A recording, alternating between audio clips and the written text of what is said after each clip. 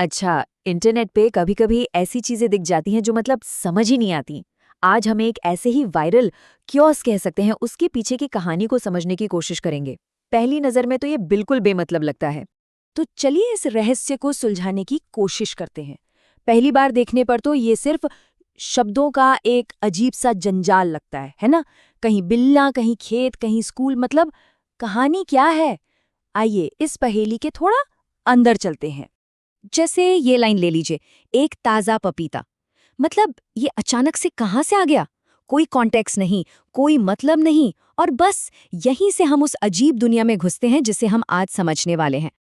और फिर माहौल एकदम से सीरियस हो जाता है। ये तुम्हारी आखिरी चेतावनी है नौजवान। सोचिए, एक पल में पपीता और अगले ही पल इतनी गंभीर चेतावनी। ये जो अप डाउन है ना, यही तो हैरान करता है। और फिर देखिए एक और ड्रामा, मेरा छोटा बच्चा गिर गया। बस यही लाइन हमें हमारे विश्लेषण के अगले पड़ाव पर ले जाती है।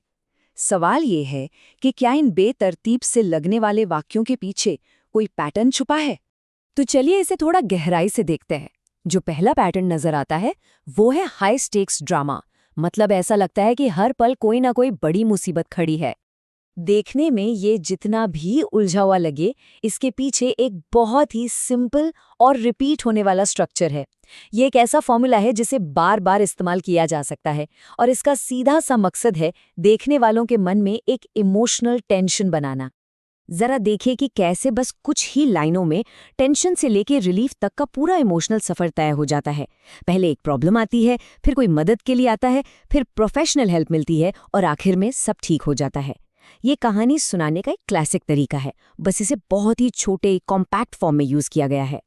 ठीक है, अब आते हैं दूसरे पैटर्न पर, और वो है जानवरों को इंसानी सिचुएशन में दिखाना। इसे अंग्रेजी में एंथ्रोपोमॉर्फिज्म कहते हैं, मतलब मानवीकरण। यहाँ साफ साफ दिखता है नॉर्मल इंसानी काम जैसे स्कूल जाना, डॉक्टर को दिखाना या फिर खेतीबाड़ी करना, ये सब जानवरों से करवाया जा रहा है। बिल्लियां इंसानों की तरह जी रही हैं, और सच पूछिए तो यही इस कंटेंट का सबसे बड़ा अट्रैक्शन है। तो सवाल ये उठता है कि आखिर इस फॉर्मूले का असली मकसद क्या है? क्या ये सिर्फ एक अजीब सी कहानी बनाने के लिए है, या इसके पीछे कोई गहरी वजह है? चलिए अब क्या से आगे बढ़कर क्यों पर बात करते हैं। और इसका जवाब कहानी में नहीं है, जवाब छिपा है एल्गोरिदम में। असल में ये कंटेंट इंसानों से ज्यादा मशीनों के लिए बनाया गया है।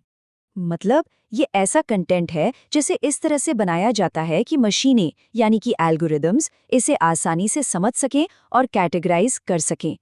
यहाँ अच्छी कहानी से ज्यादा जरूरी है लाइक्स, शेयर्स और वॉच टाइम।